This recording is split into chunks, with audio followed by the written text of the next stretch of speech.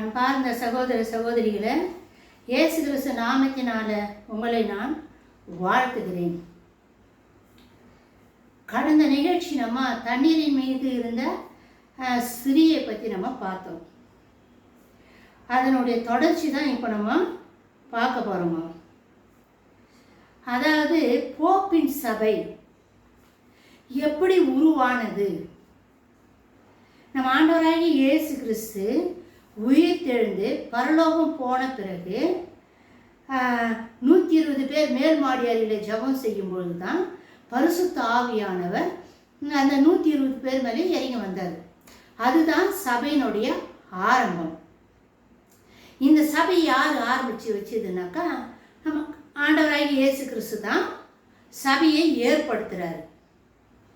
அப்போ சபையினுடைய இருப்பிடம், தலைமைப்பிடம் எதுன்னா இஸ்ரேல் தேசத்தில் இருக்கிற எருசலேம் நகரம் தான்.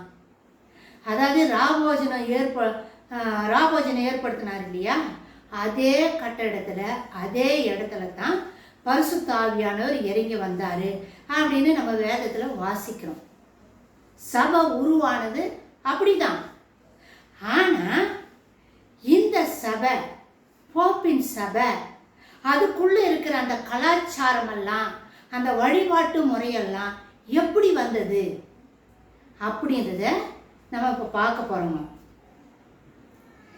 கிமு 133 பெர்கமுவின் தலைமை பூசாரியும் ராஜாவுமான அட்லாஸ் மரணம் அடையும் பொழுது தன்னுடைய பாபிலோனிய பூசாரிய தலைமை பதவியை ரோம் நகருக்கு ஒப்படைத்து வாரிசு உரிமையாக கையளித்து விட்டு சென்றான் என்பதை நம்ம சென்ற நிகழ்ச்சியில் நம்ம பார்த்தோம். இப்போ ரோம் கிட்ட இந்த அட்லாஸ் தன்னுடைய பதவியை ஒப்படைச்சிட்டு அவர் மரணம் அடைஞ்சிட்டாரு. இப்போ இந்த தலைமை பதவி எங்கே வந்துடுச்சுனாக்கா ரோம் நகருக்கு வந்துடுச்சு. அப்படின்னா ரோம் நகரில் இருக்கிற தலைவர்கிட்ட வந்துடுச்சு அப்படின்ற அர்த்தமா. இப்போ எத்ருக்கர்கள் அப்படின்ற ஒரு கூட்டம் இருக்கிறாங்க. இவங்க பெர்கமு ராஜ்யத்தின் பெர்கமுவில் இருந்து தான் இந்த எத்ருக்கள் லீதியாவிலிருந்து இத்தாலியாவுக்கு வந்தபோது இத்தாலியாவுக்கு வராங்க. யாரு? இந்த எத்ருக்கள். இவங்க எங்கிருந்து வராங்க? பெர்கமுலேருந்து வராங்க. நம்ம 7 சபையை பற்றி பார்த்தோம். அந்த 7 சபையில் ஒரு சபை பெர்கமு சபை. அதாவது பெர்கமு அப்படின்ற வார்த்தைக்கு என்ன அர்த்தம்னா சாத்தானின் இருப்பிடம் அப்படின்ற அர்த்தம். இந்த இருப்பிடம், சாத்தானுடைய இருப்பிடம் எங்கே இருந்துச்சுன்னா பாபிலோனில் தான் இருந்துச்சு. அதுக்கப்புறம் தான் தன்னுடைய தலைமைப்படத்தை பெர்கமுக்காக மாற்றிட்டான். இப்போ அந்த பெர்கமில் இருந்து தான் இந்த எத்ருக்கள் எங்கே வராங்க? லீதியாவிலிருந்து இத்தாலியாவுக்கு வராங்க. இத்தாலியாவுக்கு வந்தபோது தங்களுடன் அப்படி வந்த அந்த எத்ருக்கள் பாபிலோனிய மத சடங்குகளையும் ஆசாரியத்துவ முறைமைகளையும் கொண்டு புகுத்தினார்கள். யாரு? இந்த எத்ருக்கள். இந்த எத்ருக்கள் பெர்கமு நாட்டிலிருந்து வந்தவங்க. பெர்கமுல என்ன கலாச்சாரம் இருக்குதுனாக்கா பாபிலோனிய கலாச்சாரம் இருக்குது. பிற தெய்வத்தை வழிபடுகிற முறை அங்க அந்த நாட்டில் இருக்குது. அந்த கலாச்சாரத்தை, அந்த வழிபாட்டு முறைகளை எல்லாம் தான் எங்க கொண்டு வராங்க? இத்தாலியா தேசத்திற்கு, ரோமுக்கு கொண்டு வராங்க. இந்த எத்ருக்கள் தங்களுக்கென்று ஒரு தலைமை பூசாரியை நியமித்தார்கள். இப்படி ரோமுக்கு வந்த இந்த எத்ருக்கள் அவங்களுக்குன்னு ஒரு லீடர், அதாவது ஹை பிரீஸ்ட், தலைமை பூசாரியை அவங்க தேர்ந்தெடுக்கிறாங்க. இப்படி நியமிக்கப்பட்ட இந்த தலைமை பூசாரியை அப்படி தலைவரை தேர்ந்தெடுக்கிறாங்க பத்தியா. அந்த தலைமை பூசாரிக்கு இன்னொரு அதிகாரமும் கொடுக்குறாங்க, இந்த மக்களே கொடுக்குறாங்க. அரசியல் ஆளுநராகவும் ஆக்கினார்கள். நீ அரசாங்கத்தை கூட ஆளுகை செய்ய, மதத்தையும் பார்த்துக்க, அரசாங்கத்தையும் பார்த்துக்க அப்படின்ற 2 அதிகாரமா இந்த எத்ருக்கள் வந்து அந்த ஹை பிரீஸ்டுக்கு தலைமை பூசாரிக்கு கொடுக்குறாங்க. இப்படி எத்ருக்களால் நியமிக்கப்பட்ட முதல் தலைமை பூசாரி யாருன்னா ஜூலியஸ் சீசர் தான் முதல் தலைமை பூசாரி. இவர் வந்து எத்ருக்களை சேர்ந்தவர். யாரு? இந்த ஜூலியஸ் சீசர். இவர் தான் ஹை பிரீஸ்ட். இவர் எந்த வருஷத்துல இவர் தேர்ந்தெடுக்கிறாங்கனாக்கா கிமு 74 தேர்ந்தெடுக்கிறாங்க இவரை. பின்னர் கிமு இவருக்கு அடுத்து கிமு 63வது ஆண்டில் பாபிலோனிய முறை உச்ச தலைமை பூசாரியின் வாரிசாக எல்லாவித உரிமைகளுக்கும் பட்டங்களுக்கும் உரியவராக மாறினார். யாரு? இந்த ஜூலியஸ் சீசர். அரசாங்கத்துக்கும் தலைவராக இருக்கிறாரு, மதத்துக்கும் தலைவராக இருக்கிறாரு. முதலில் அட்லாஸ் தான் ரோமுக்கு தன்னுடைய வாரிசு உரிமையை எழுதி வைத்தான். அப்படின்றத நம்ம ஏற்கனவே நம்ம பார்த்தோம். அவர் மரணம் அடையிறதுக்கு முன்னாடி அட்லாஸ் வந்து தன்னுடைய பதவியை ரோமுக்கிட்ட ஒப்படைச்சு தான் ஒரு மரணம் அடைஞ்சாரு. அதுக்கப்புறம் தான் இந்த லீடர்கள் எல்லாம் தேர்ந்தெடுக்கிறாங்க. அதன்படியே பாபிலோனிய வாரிசு ரோம் நகரம் ஆயிற்று. அதனால தான் பாபிலோனியர்களுக்கு ஹெட் குவார்டர்ஸ் எதுனா ரோம் தான் ஹெட் குவார்டர்ஸா மாறி போச்சு. பாபிலோனிய ஆசாரித்துவ முறைமைகளின் தலைமை பீடத்தையும் கைப்பற்றி ஆட்சி செய்வதன் நிலை ஏற்பட்டது. ரோம சக்கரவர்த்திகள் கிபி அதாவது கிறிஸ்து பிறந்த பிற்பாடு 376 வரை அந்த வருஷம் வரைக்கும் உச்ச தலைமை பூசாரி பதவியை தொடர்ந்து வகித்து வந்தார்கள். எங்க? ரோம்ல அந்த தலைமை ஹை பிரீஸ்ட் பதவியை ரோமாபுரியில இவங்க ஏற்று நடத்திட்டு வராங்க. இயேசுசாமி பிறந்து 376வது வருஷம் வரைக்கும் ரோம் நகரம் பாபிலோனிய அதாவது எத்ருக்கள் என்கின்ற அதிலிருந்து வந்த தலைமை பூசாரிகள் தான் ரோம் நகரையும் அங்க இருக்கிற மதத்தையும் ஆளுகை செய்துட்டு வந்தாங்க. கிபி 376 பதவிக்கு வந்த கிரேஷியன் என்கின்ற சக்கரவர்த்தி கிறிஸ்துவ தத்துவங்களை அடிப்படையாக வைத்து தலைமை பூசாரி பதவியை ஏற்றுக்கொள்ள மறுத்துவிட்டான். யாரு? இந்த கிரேஷியன். அதாவது இந்த கிரேஷியனுக்கு வந்து அட்லாஸுக்கு அப்புறம் யார் வராரு? ஜூலியஸ் சீசர் வராரு. ஜூலியஸ் சீசருக்கு அடுத்து கிரேஷியன் என்றவர் வராரு.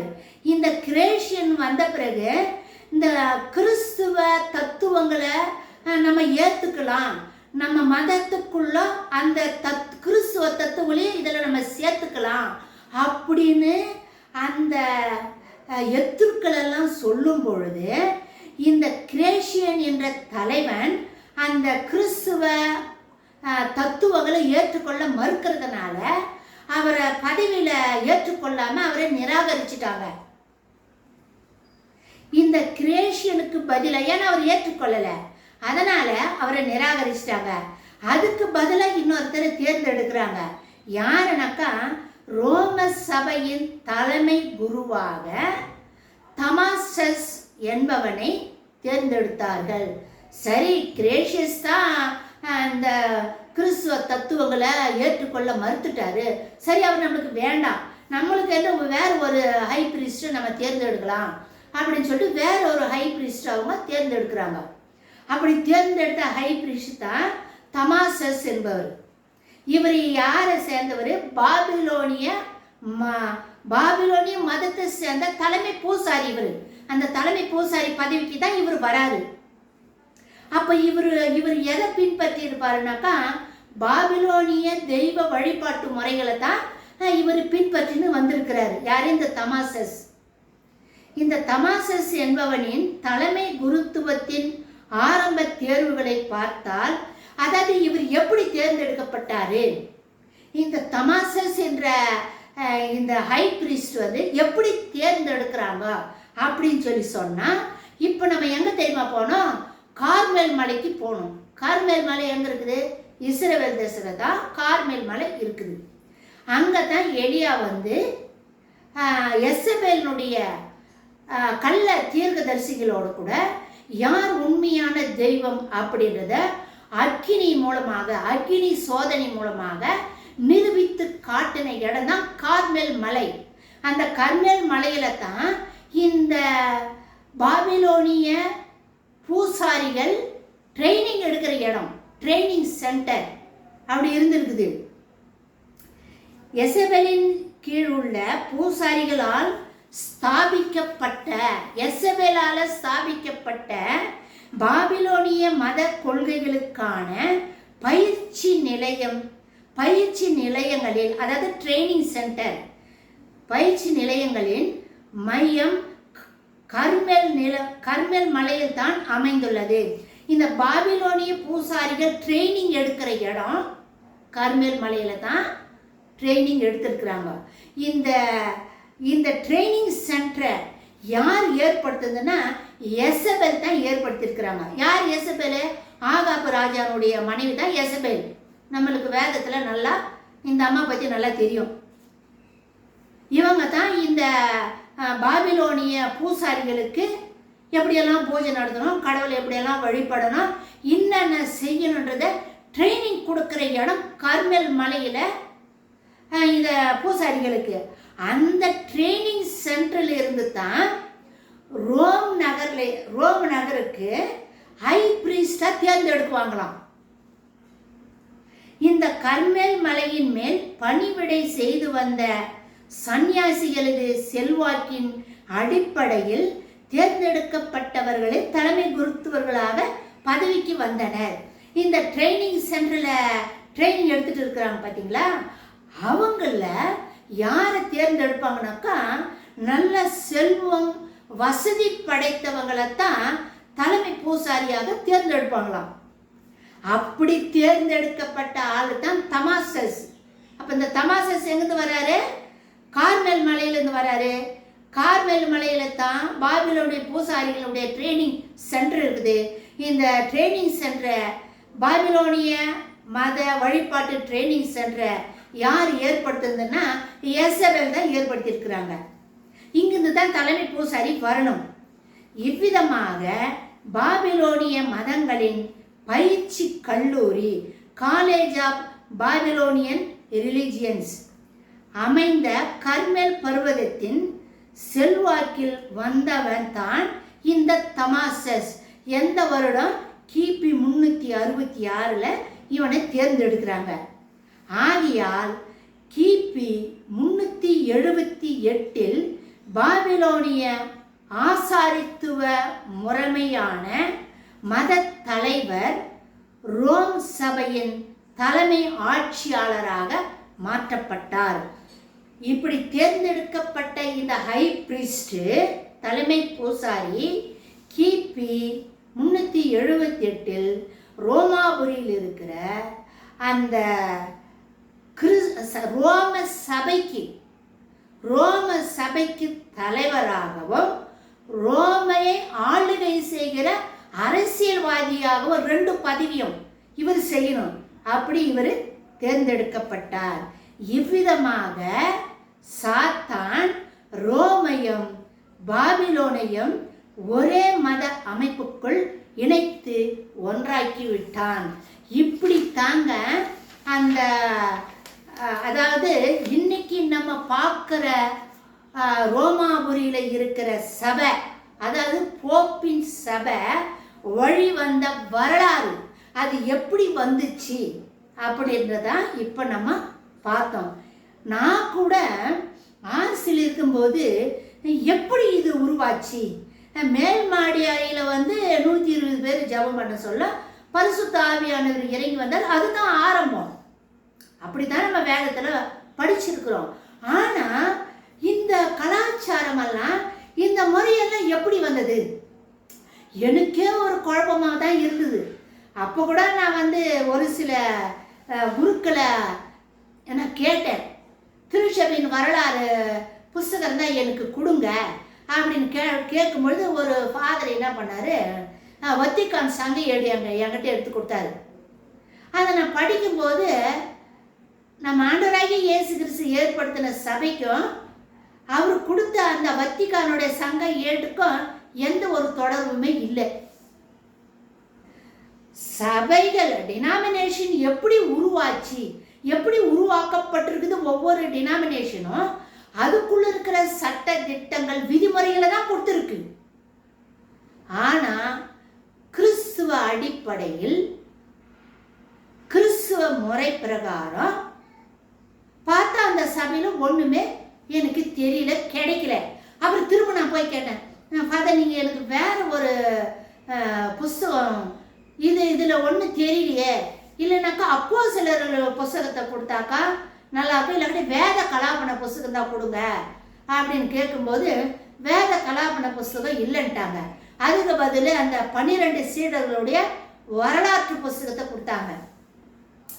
அந்த வரலாற்று புஸ்தகத்தை படித்த பிறகு அந்த 12 சீடர்களும் எந்தெந்த நாட்டுக்கு போனாங்க, போய் எந்தெந்த நாட்டில் எப்படியெல்லாம் மறிச்சாங்க, அவங்களுடைய பணி அவங்களுடைய ஊழியம் எப்படி இருந்துதான் எழுதப்பட்டிருக்குது, அவங்க மரணத்தை பற்றி எழுதப்பட்டிருக்குது.